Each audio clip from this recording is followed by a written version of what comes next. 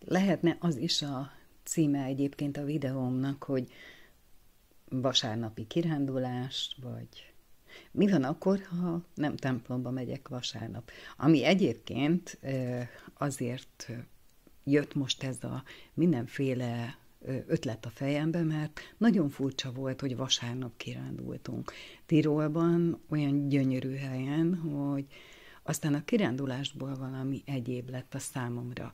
Egy ilyen élő istentisztelet.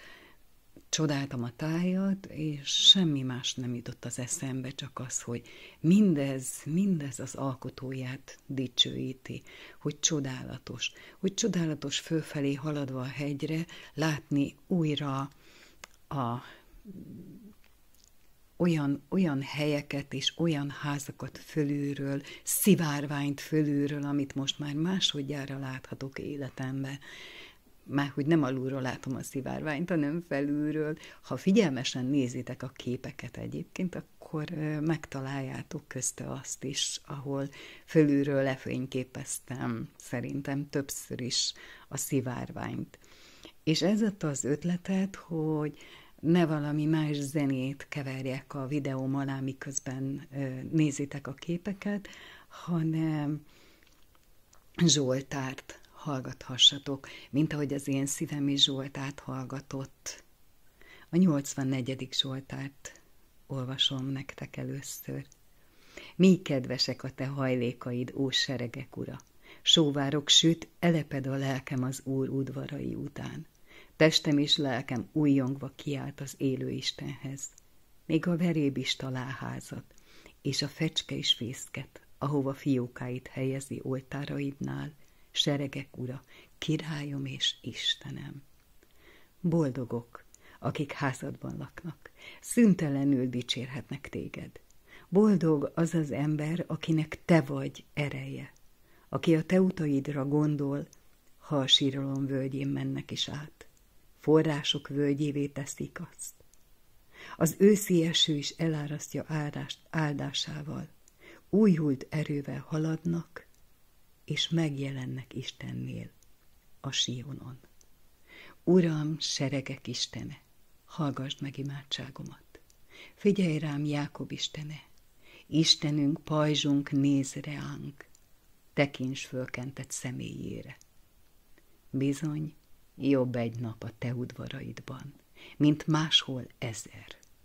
Jobb az Isten háza küszöbén állni, mint a bűnösök sátraiban lakni.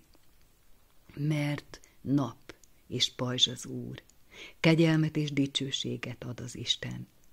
Nem vonja meg javait az Úr azoktól, akik fedhetetlenül élnek. Seregek ura, boldog az az ember, aki benned bízik. Amen.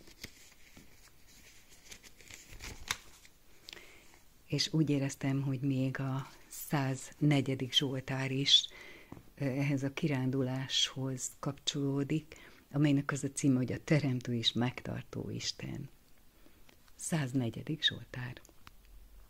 Áldjad lelkem az Urat! Uram, Istenem, igen nagy vagy. Fenségbe és méltóságba öltöztél. Világosságot vettél magadra, mint egy köpenyt. Ő az, aki sátorként feszítette ki az eget. Palotáját a vizek fölé építette, a felhőket tette kocsijává. Szelek szárnyán jár. A szeleket tette követeivé, a lángoló tüzet szolgájává.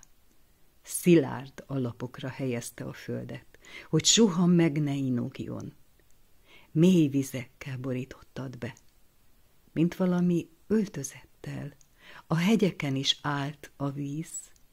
Dorgálásodra lefutottak, mennydörgő szavadra elszélettek.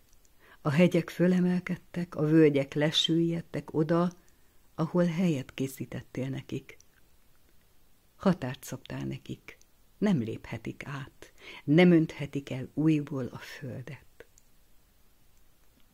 Te fakasztasz forrásokat a völgyekben, hogy folydogáljanak a hegyek között. Megitatnak minden mezei vadat. A vadszamarak csillapíthatják szomjukat. Fölöttük laknak az égi madarak, sűrű lombok között énekelnek. Megöntözöd onnan fentről a hegyeket. Alkotásaid gyümölcsével jól tartod a földet. Füvet sarjasztasz az állatoknak, növényeket a földművelő embereknek, hogy kenyeret teremjen a földből. És bort, ami felvidítja az ember szívét, és ragyogóbbá teszi arcát az olajnál. A kenyér pedig erősíti az ember szívét. Jól laknak az Úr fái is, a Libánon cédrusai, melyeket ő ültetett, ahol fészket raknak a madarak, és a ciprusfákon gólya lakik, a magas hegyeken zergék, a sziklákon a mormoták találnak búvóhelyet. Te alkottad a holdat, hogy jelezze az ünnepeket, és a napot, amely ismeri pályáját. Ha sötétséget támasztasz, éjszaka lesz. Amikor nyüzsög az erdő mindenféle vadja, az oroszlánok zsákmányért ordítanak, sürgetve Istentől eledelüket. Ha felragyog a nap, visszahúzódnak, és tanyáikon heverésznek. Az ember munkába indul, és dolgozik egészen estig. Milyen nagy alkotásaidnak száma, Uram! Valamennyit bölcsen alkottad. Tele van a föld teremtményeiddel. Ott van a nagy és széles tenger. Számtalan lény nyüzsög benne, kisebb és nagyobb állatok. Ott járnak a hajók és a cethal, amelyet azért formáltál, hogy játszadozzál vele. Mindezek arra várnak, hogy idejében adjad nekik eledelt. Ha adsz nekik, szedegetnek. Ha bőkezű vagy, jól laknak javaiddal. Ha elrejted orcádat, megrémülnek, ha elveszted lelküket, kimúlnak. És ismét porrá lesznek. Ha kiárasztod lelkedet, új teremtmények keletkeznek, és megújítod a termőföld felszínét.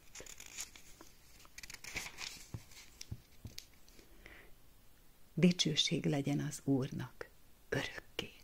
Örüljön alkotásainak az Úr.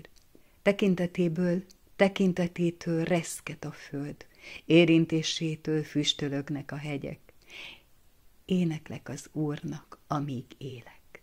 Zsoltárt zengek Istenemnek, amíg csak leszek. Legyen kedves előtte fohászkodásom. Én örvendezem az Úr előtt. Vesszenek ki a földről a vétkesek, ne legyenek többé bűnösök. Áldjad, én lelkem az Urat. Dicsérjétek az Urat. Dicsérjétek az Urat.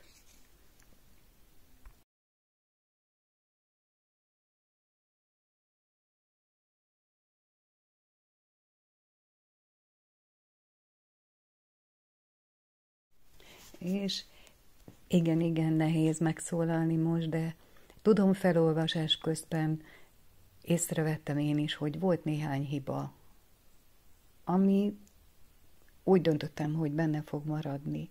Ha megleled, örülj, és javítsd ki magadnak.